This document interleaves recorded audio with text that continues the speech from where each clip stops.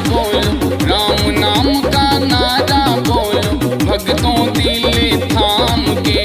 रोम रोम में राम बसे हैं, हम दीवाने राम के। रोम रोम में राम बसे हैं, हम दीवाने राम के। हम दीवाने राम के,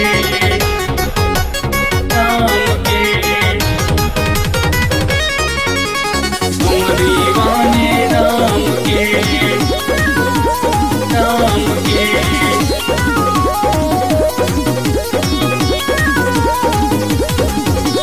रहेगी अपनी कोशिश भक्तों, घर घर तक हम जाएंगे, घर घर तक हम जाएंगे। रहेगी अपनी कोशिश भक्तों, घर घर तक हम जाएंगे। सत्य सनातन धर्म की महिमा दुनिया को बतलाएंगे। विजय तो चक्कर लगाने लगे हैं, विजय तो चक्कर लगाने